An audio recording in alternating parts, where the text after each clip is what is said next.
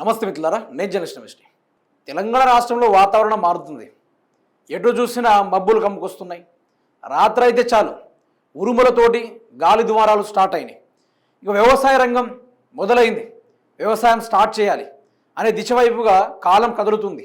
కానీ రేవంత్ ప్రభుత్వం మాత్రం ఢిల్లీ సైడ్, కర్ణాటక సైడ్ డబ్బుల వృధాలో ఈ ప్రభుత్వం తిరుగుతుంది. గతంలో కేసీఆర్ గారి ప్రభుత్వం ఉన్నప్పుడు 10 ఏళ్ల పరిపాలన జరిగిన తర్వాత ఎండాకాలంలో 1 నెల రోజుల పాటు రెస్ట్ తీసుకునేటోళ్ళు, రైతన్నులు రెస్ట్ తీసుకునేటోళ్ళు. తర్వాత రోహిణి కార్తీ వచ్చిందంటే వీళ్ళు పొలాలకు వెళ్ళి పొలాలు అంటే చెట్లు కొమ్మలకు నరకేసి సాఫ్ చేసి ముందుకెళ్ళేది. అదే టైంలో కేసీఆర్ బరాబర్గా రైతు బంధు టింగున ఫోన్లో మోగగానే ప్రతి ఒక్క రైతులు ఉత్సాహంతో విత్తనాలు ముందుగానే కొనుక్కొచ్చి ఇంట్లో స్టాక్ పెట్టుకునేటోళ్ళు. దీనివల్ల వర్షాలు పడగానే పత్తి విత్తనాలు నాటేది. తర్వాత పొలాలు గిట్లా నారుమూలలు గిట్లా స్టార్ట్ చేసేది. దానికి సంబంధించిన పిండి బస్తాలే కానీ విత్తన సంచులే కానీ తెచ్చుకొని ఒక సంబరం లెక్క, ఒక రైతు వ్యవసాయం సంబరం లెక్క జరిగింది. కానీ ఈరోజు మాత్రం రోహిణి కార్తీ ఎంటర్ అయింది. మరి కొన్ని రోజుల్లో కూడా రోహిణి వెళ్ళిపోయి మృగశిల వచ్చే అవకాశం ఉంది. ఈ మృగశిల వచ్చేదాకా కూడా రైతు బంధు దాడలేదు. ఎటుపోయింది మన రైతు బంధు అనేది ఇక్కడ స్కిప్ అయిపోయింది. మంత్రులు బిజీ అయిపోయాయి, రేవంత్ రెడ్డి బిజీ అయిపోయా. ఈరోజు ఎవరున్నాడో అసలు రాష్ట్రం ఎవరి చేతిలో ఉందో కూడా అర్థం కాని పరిస్థితిలో రైతాంగం ఎదురు చూస్తూ ఉంది. వాళ్ళ మనసులో అంతా రాసుకుంటున్నారు రైతులు. రేవంత్ రెడ్డిని అట్లా ఇట్లా కొట్టొద్దు, ఓటుతోడు కొట్టాలి, ఓటుతోడే బుద్ధి చెప్పాలి అని చెప్పేసి వాళ్ళు ఎదురు చూస్తూ ఉన్నారు. వాళ్ళంతా మనసులో ప్రింట్ చేసుకుంటున్నారు. రేవంత్ రెడ్డి భూములను కబ్జా చేసుకుంటూ ప్రభుత్వ భూముల్ని, పేద ప్రజల భూముల్ని పట్టాలు ఆయన ఎక్కించుకుంటే రైతులు మాత్రం మనసులో ఎక్కించుకుంటున్నారు రేవంత్ రెడ్డి పేరుని. మేమేందో బుద్ధి చెప్తామని. ఇప్పుడు ఇది రోహిణి సీజన్ స్టార్ట్ అయింది. రోహిణి కార్తీ అంటారు తెలంగాణ రాష్ట్ర రైతాంగం భాషలో. ఈ రోహిణి కార్తీ స్టార్ట్ అయింది. మరి ఇప్పటిదాకా కల్లాలలో మీరు చూసుకోవచ్చు, ఇదే కల్లాలలో వడ్లు కొనలే ఇప్పటిదాకా. హైలైట్ ఏంటంటే ఇప్పటిదాకా ఈ వడ్లు కొనుగోలు జరగలే. ఇప్పటిదాకా మొన్నటి వరకు ఈ వడ్ల వ్యవహారం చూసుకుంటే మిత్రులారా, బీఆర్ఎస్ ప్రభుత్వం ఉన్నప్పుడు ఒక 41 కిలోలు కోసేది. యాక్చువల్గా 40 తూకం వేసేది. కానీ ఎక్కువ రోజులు ఉండడం తూకం తగ్గి వస్తుందని చెప్పేసి 40 అంటే తురుపాలు గిరుపాలు ఏం పట్టలేదు, 41 కేజీల వరకు కేసీఆర్ ప్రభుత్వం ఉన్నప్పుడు సేకరించింది. ఈ ఐకేపీలో ఇది మంచిగా నడిచింది. కానీ ఇప్పుడు చూసుకుంటే ఇదే ఓట్లని ఇదే కాంగ్రెస్ సర్కార్లో చూసుకుంటే మిత్రులారా ఘోరమైన పరిస్థితి. ఇప్పుడు 45 దాకా పెడుతున్నట, 45, కొన్ని ఏరియాల్లో 50 పెడుతున్నట, అంటే వడ్లు పోతులేవని. కొన్ని ఏరియాల్లో 60 దాకా పెడుతుర్రంట. ఏంటిది ఇది పెట్టేదాన్ని? కేజెస్ వరుస బట్టి ఇన్ని కేజెస్లు పెడుతున్నారు. అంటే ఇక్కడ రైతు జీవితమే ఆగమైపోయింది. రైతు వ్యవసాయంలో ఉన్న సంబరమే ఆగమైపోయింది, కనుమరుగైపోయింది. ఇప్పటి వరకు గిన్ని కోయాల్సిన అవసరం వచ్చింది. ఎవరి జేబులు పోతున్నాయి? వస్తువుల రేట్లు పెరిగినాయి, పెట్రోల్ ధరలు పెరిగినాయి, ప్రతిదీ పెరుగుతుంది. కానీ పంట మద్దతు ధర కూడా పెంచిన వీళ్ళు ఈరోజు 45 దాకా 50 నుంచి 60 కిలోల దాకా కోత కోస్తూ ఉన్నారు. ఆ రైతు ఎడిపోవాలి, ఎడుదావాలి. ఇప్పటిదాకా కల్లాల్లో దగ్గర దగ్గర వరి కోసి 3 నెలలు అవుతుంది మిత్రులారా. ఈ యొక్క 3 నెలలు అయితే ఇప్పటి వరకు ఐకేపీ సెంటర్ల ఇదే వడ్ల పరిస్థితి చూసుకుంటే ఘోరం పరిస్థితి. ఇదే వడ్లు చూసుకుంటే మొన్న కురిసిన వర్షానికి, మొన్న రాత్రి గాలి దువారానికి పట్టలు ఎగిరిపోయినాయి. అసలు రైతుల పరిస్థితి దీనంగా ఉంది. ఈ టైంలో రైతులు కొడవళ్ళు పట్టుకొని నాగళ్ళు పట్టుకొని అదేవిధంగా ట్రాక్టర్ తోటి పొలాలు దుల్లుకొని జలుగు చల్లుకుంటూ వాళ్ళకు ఉత్సాహంగా వ్యవసాయం చేసేటోళ్ళు కేసీఆర్ ఉన్నప్పుడు ఎంత బ్రహ్మాండంగా అంటే ఆ పొలాల్లో ఉన్న చెత్తనంతా తీసి గడ్డి అదంతా తీసేసి మొత్తం సాఫ్ చేసేసి వరాల గడ్లు కాలబెట్టి మంచిగా పొలాల్లో ఏదైనా పిచ్చి మొక్కలు మోస్తున్నాయని చెప్పి వాటిని కొట్టేసి మంచిగా ఒట్టి దుక్కులు దున్నిచ్చి తర్వాత జలుగు చల్లి నీళ్లు వదిలితే ఆ యొక్క తడిసిన ఆ యొక్క నేల వాసన చూసుకుంటూ రైతు సంబరపడేటోడు. చలువుగా వ్యవసాయానికి సిద్ధం చేద్దాం, పత్తి విత్తనాలు తెచ్చుకుందాం. ఇట్లా కేసీఆర్ రైతు 3వ విడత మొత్తం ఇక విడిచేసిండు. టింగుని మోగినని చెప్తే బ్యాంకుల కాడ లైన్లు కట్టేది. ఏ విషయంలో? డబ్బులు తీసుకోవడంలా. ఒక జాతర, ఒక సీన్ క్రియేట్ చేసిండు కేసీఆర్.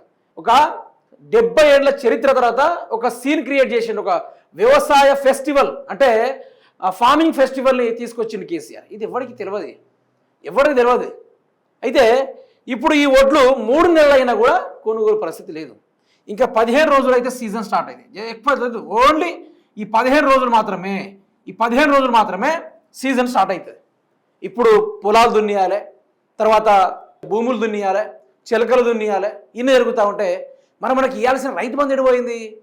రేవంత్ రెడ్డి ఏమన్నాడు అంటే 1వ విడత 2వ విడత ఇచ్చిండు.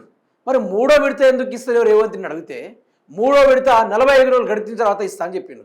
45 రోజులు పోయి ఇంకో 45 రోజులు పోయి ఇంకా దగ్గర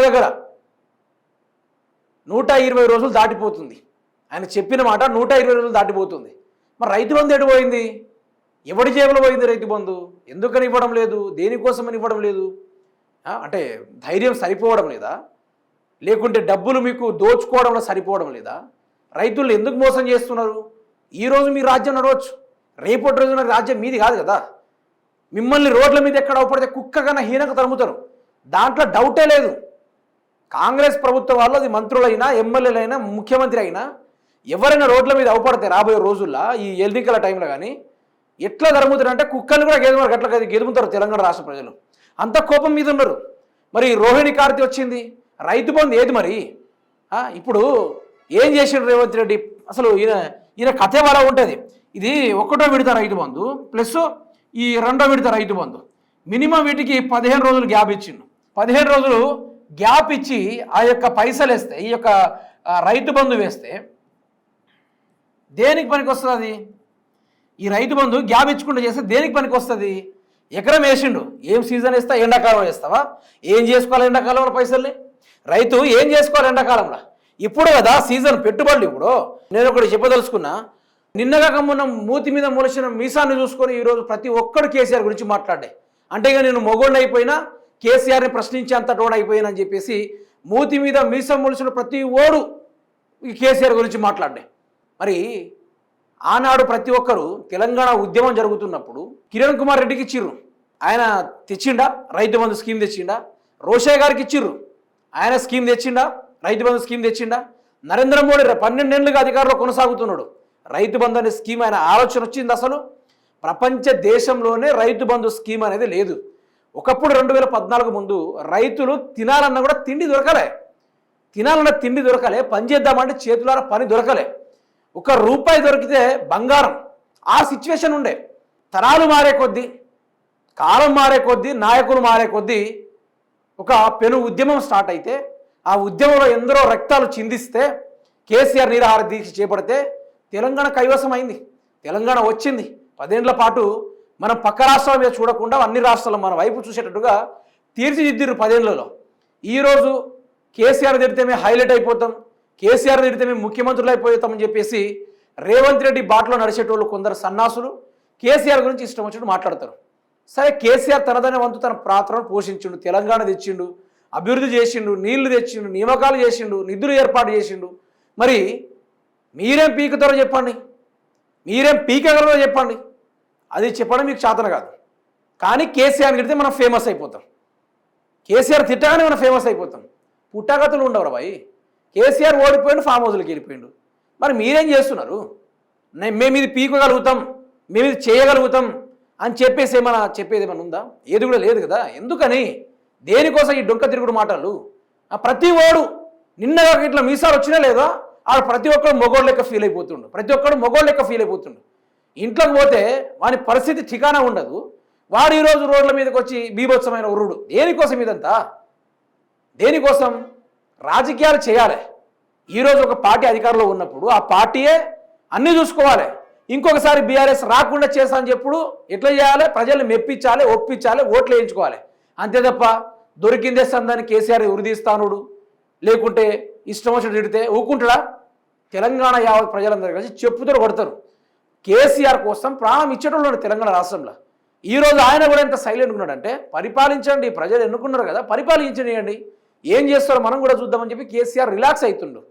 ఆయన కనుక స్కెచ్లు గిచ్చులు వేసిండు అనుకోండి, ఎవడు ఉండడు రాష్ట్రంలో, ఎవడి పరిపాలన కొనసాగదు.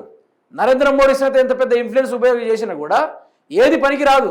తెలంగాణలో పెట్టుకోవాలంటే అగ్నితో గోక్కున్నట్టే, నిప్పుతో గోక్కున్నట్టే. ఏదో కిరికిరి పంచాయతీ పెడితే ఇక్కడ నడవది, మొత్తం తారుమారైపోతుంది వ్యవస్థ. ఏదో కొత్త లొల్లు పెట్టించి ఏదో మధ్య మధ్యలో పుల్లలు పెట్టే కార్యక్రమాలు చేస్తే ఇక్కడ నడవది. బాధ్యతగా తెలంగాణ కోట్లాడుతుంది తిరగబడి. నేనేమంటున్నా, ఈ ఇన్ని పథకాలు కేసీఆర్ తెస్తే కేసీఆర్ తిట్టాల్సిన అవసరం వచ్చింది. అందులోనూ ఇప్పుడు రోహిణి కార్తీక్ వచ్చింది. రైతు బంధు ఎవడేస్తాడు? మీరే చెప్పండి. రైతు బంధు ఇయ్యమంటే నిన్నేమో చీరలు పంపకాలు చేస్తాడు. ఎవడు అడిగిండు? ఆ చీరలు ఎవరు కట్టుకోవాలి? రైతులు కట్టుకొని పొలాల్లో వ్యవసాయం సాగించాలనా? ఏం చేయాలన్నట్టు ఏం పాలసీ ఇది? చెప్పింది ఇచ్చే దమ్ము లేదు, చెప్పరాంది మాత్రం అమలు చేస్తూ ఉన్నారు. అంటే నా తెలంగాణ రాష్ట్ర మహిళలు, మా ఆడబిడ్డలు చీరలు కూడా కొనుక్కోరని స్థాయిలో ఉన్నారా? సరే, పండగకి ఇస్తారు, బతుకమ్మ టైంకి ఇస్తారు అనుకోండి, సంతోషంగా ఇస్తారు, ప్రభుత్వాలు ఇవ్వాలి అట్లాంటివి. అయితే అది ఇస్తే ఓకే. ఇప్పుడు ఏ సీజన్ అని ఇస్తున్నావు? ఇది రైతు బంధు సీజన్ కదా, నిన్ను అడిగేది రైతు బంధే. నిన్ను చీరలు ఎవడిమ్మన్నాడు చెప్పిండు? చీరలు ఎవరు అడిగింది నిన్ను? ఎవరు కట్టుకోవాలి చీర? ఎవరు కట్టుకొని ఏం చేసుకోవాలి దాన్ని? నువ్వే చెప్పు రేవంత్ రెడ్డి. ఎవరు కట్టుకోవాలో మీరే చెప్పండి. చీరలు అడిగింది ఎవడన్నా? రైతన్నలు చాలా ఆవేదనతో ఉన్నారు. ప్రభుత్వం మాకు ఏదైనా సహకారం చేస్తుందేమో అని ఆశగా ఎదురు చూస్తూ ఉన్నారు. ఇంత ఆశ కేసీఆర్ పుట్టియాలి, ఇంతగానో ఆశ కేసీఆర్ పుట్టియాలి, ఇంతగానో ఇబ్బంది కేసీఆర్ చేపియాలి.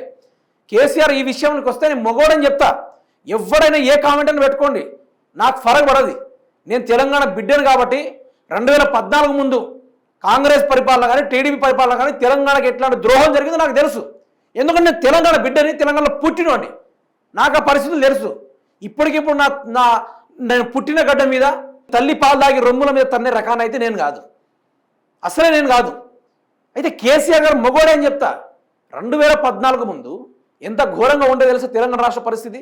గింజ గతి లేదు, మెతుకు బువ్వకు కూడా గతి లేదు. అట్లాంటిది ఈరోజు ఒక కుటుంబంలో 2 పస్తులు ఉంటే పిల్లలు అన్నం తినేది. ఈరోజు మీకు తెలుసు కదా, మీరు కూడా మీ కుటుంబంలో మీ తల్లిదండ్రులు కూడా పాత రోజులు మీరు ఇప్పుడు గుర్తు చేసుకున్నామని తెలుస్తుంది కదా. కరెంటు లేదు, నీళ్లు లేదు, నిధులు లేదు, ప్రభుత్వం నుంచి పథకాలు లేదు. అసలు రైతు ఎందుకు పుట్టిండో కూడా తెలియని పరిస్థితుల్లో తెలంగాణ తల్లడిల్లిపోయింది. అటువంటి టైంలో కేసీఆర్ గారు వినూత్నమైన ఆలోచనతోటి తెలంగాణ ఏర్పాటు చేసి నీళ్లు తెచ్చి వ్యవసాయ రంగాన్ని బిల్డ్ చేసి ఎవడు వలసపోకుండా రాబాయి, ఇది మన తెలంగాణ, నీళ్ళు ఇచ్చినా నిధులు ఇచ్చినా అదేవిధంగా కరెంట్ ఇచ్చినా మీకు రైతు బంధు కూడా ఇచ్చినా వడ్లు కొనడానికి ఐకేపీ సెంటర్లు పెట్టించినా అని చెప్పేసి బ్రహ్మాండంగా వెన్ను తట్టి ముందుకు లేపిండు. ఈరోజు పక్క రాష్ట్రంలో వచ్చి మన రాష్ట్రంలో వచ్చి వ్యవసాయం చేసుకుంటున్నారు, మన రాష్ట్రంలో వ్యవసాయం చేసుకుంటున్నారు. దీని గురించి ఎవడన్నా మాట్లాడతాడా? ఎవరు మాట్లాడు. 2014 ముందు ఐకేపీ సెంటర్లు లేవు, దళారీ వ్యవస్థ. ఎవరి దగ్గర పెట్టుబడి తేవాలంటే షావుకారు దగ్గర పోవాలి, షావుకారు షాపు దగ్గర భార్యల పుస్తలో పట్టీల్లో కమ్మలో పెట్టేసి వాళ్ళు వ్యవసాయం చేసేది. దాంట్లో ఇక అతనే వచ్చేసి ఒడ్లు కొనుక్కోపోయేది, అడ్డిపావసరికి ఒడ్లు కొనుక్కొని మిగిలేదంతా మిత్తెంత చూసుకొని తీరా రైతు చేతిలో డబ్బులు పెట్టేటోడు. అట్లా రైతాంగం ఎంతో ఆత్మహత్యలకు గురైంది. ఇది ఎవరైనా తెలుసా? ఎవరంటే ఈరోజు మూతి మీద మిలిచిన ప్రతి చూసుకొని ఈరోజు ముచ్చేది మిత్రులారా. మాట్లాడితే కేసీఆర్ కేసీఆర్ కేసీఆర్. ఏముంది కేసీఆర్? ఆయన అయిందల్లా ఆయన చేసిండు. తెలంగాణ ఈరోజు కేసీఆర్ మొగోడు అంటున్నారు. మరి మీరు కూడా మొగోళ్ళు అనిపించుకోవాలి కదా. అనిపించుకోవాలంటే పని చేయాలి. ఇందులో నేను ఏమైనా తప్పైనా మాట్లాడినా మిత్రులా మీరే చెప్పండి. నేనేమైనా తప్పు మాట్లాడినా? ఏం తప్పు మాట్లాడలే కదా. మరి నేనేమంటున్నా అంటే ఆయన వెనకాలే పడాల్సిన అవసరం ఏముంది? 3 సంవత్సరాల దగ్గర ఏం లాభం, ఏం చేసినావు, ఏం కట్టినావు అంటే ఏమైనా ఉందా చూపుకోవడానికి, చెప్పడానికి? ఏది కూడా లేదు కదా.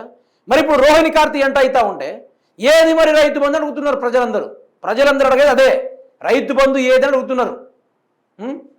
అయితే ఈ 1-2కి ఇచ్చిండు. మరి ఈ రైతు బంధుని ఏం చేసుకోవాలి? తర్వాత 3వ విడత రైతు బంధు, ఇది 3వ విడత రైతు బంధు. దీన్ని ఎప్పుడు ఇస్తా రేవంత్ రెడ్డి అంటే నేను 45 రోజుల తర్వాత ఇస్తా అని చెప్పిండు. ఈ 45 రోజులు దాటి ఇప్పటికీ 120 రోజులు ప్లస్. ఏమంటారు దీన్ని? 120 రోజులు ప్లస్. ఎందుకు ఇస్తలేవంటే మా దగ్గర డబ్బులు లేవు అంటాడు. మా దగ్గర డబ్బు లేదంటాడు. మరి డబ్బు లేదు ఎందుకు? మరి ఆనాడు ఆ ఏతుల మాటలు ఎందుకు, ఈరోజు లేదని ఎప్పుడు ఎందుకు అనేది నేను అడుగుతున్నా. నికాసైన తెలంగాణ బిడ్డగా అడుగుతా ఉన్నా. ఏమైంది రైతు బంధు? కేసీఆర్ నేను ఉచితాలు ఇస్తాను ఎవరికి ఆశ పెట్టలే, కేసీఆర్ ఎవరిని ఉబ్బియలే, కేసీఆర్ ఎవరిని బాధ పెట్టలే. అంతగానం చేస్తే ఈరోజు కేసీఆర్ని కలబడతారు. సిగ్గుశరం ఉందా అంటున్నా నేను. ఇప్పుడు ఎట్లుందో పరిస్థితి తెలుసా? ఇది కేసీఆర్కి అంతగానం తెలంగాణ కోసం కొట్లాడితే ఇక ఆయన తెలంగాణ ద్రోహి అట వీళ్ళు మాట్లాడతారు కొందరు. నేను చెప్తున్నా కదా, మూతి మీద మీసం మొలిచి నిన్న మేము మొగోళ్ళం అనుకుంటున్న వాళ్ళు ఈరోజు ప్రతి ఒక్కరు మాట్లాడుతుండు కేసీఆర్ తెలంగాణ ద్రోహి, కేసీఆర్ అప్పు చేసిన ప్రతి ఒక్కరు మాట్లాడుతుండు. మరి అప్పు చేయకపోతే ఈరోజు ఈ ఠికానా ఎక్కడిది? ఈరోజు నువ్వు గొంతు ఎత్తుతున్నావంటే దానికి గల కారణం కేసీఆర్ భిక్షే కదా. కేసీఆర్ భిక్షే కదా ఈరోజు ప్రతి ఒక్కడు మాట్లాడుతూనే ఉన్నాడు. ఇప్పుడు వీళ్ళ పరిస్థితి ఎట్లుందంటే బ్రిటిష్ వాళ్ళ కాలమే మంచిది, అంటే ఆనాడు 200 సంవత్సరాలు తెలంగాణ భారతదేశాన్ని బ్రిటిష్ వాళ్ళు పరిపాలించారు. మరి వాళ్ళని మనం తరిమినాం. మన దేశాన్ని మనం ఇండిపెండెంట్గా ఎవరి మీద డిపెండ్ కాకుండా ఇండిపెండెంట్గా మనం మన దేశాన్ని రాజ్యాంగ వ్యవస్థ పరంగా పరిపాలన పరంగా ఏ నాయకుడు ఎన్నికైతే ఆ నాయకుడిని ప్రధానమంత్రి చేయడం, ఎమ్మెల్యే చేయడం, మంత్రి చేయడం ఒక సిస్టమ్ వచ్చింది. వచ్చిన తర్వాత ఇక అందరు కలిసి బ్రిటిష్ పరిపాలనే బాగుంది, ఆడ తన్నుడే బాగుంది, వాడు పిట్టలేక కాల్చేదే బాగుంది, వాడు మన ఆడబిడ్డలు ఇష్టం వచ్చినట్టుగా పాల్పడిందే బాగుంది, అదే మంచిగా ఉంది, సమ్మగా ఉంది అన్నట్టు మనం మాట్లాడుతున్నారు మన తెలంగాణలో. వాళ్ళు మాత్రం పాకిస్తాన్తో సంబంధం, వాళ్ళు ఒక పాకిస్తాన్ టెర్రరిస్ట్ తోటి ఎక్కువే వాడు అట్లాంటి వాడు మాట్లాడేటోడు. ఎవడైతే తెలంగాణలో కేసీఆర్ గురించి మాట్లాడతాడో, తెలంగాణ ఏర్పాటు గురించి మాట్లాడతాడో ఒక పాకిస్తాన్ టెర్రరిస్ట్ని మించినడు వాడు. అసలు అట్లాంటి వాడు తెలంగాణలో ఉండొద్దు. అదే నేను చెప్తున్నది, అదే తెలంగాణ గురించి ఇది తెలుసుకోవాలి ప్రతి ఒక్కరు. ఈరోజు ప్రతి ఒక్క యువతకు ఈ మాటలు, రేవంత్ రెడ్డి మాటలు అట్రాక్ట్ అవ్వచ్చు, కానీ అది పద్ధతి కాదు. రేవంత్ రెడ్డి మాట పరంగా చూసుకుంటే అది పద్ధతి కాదు. నేను చెప్పేది అదే, అది పద్ధతే కాదు. సో నేను చెప్పేది ఏంటంటే రోహిణి సీజన్ ఎంటర్ అయింది, దయచేసి రైతు బంధుని రిలీజ్ చేయండి, రైతు బంధుని రిలీజ్ చేయండి అని అంటున్నా. That's it.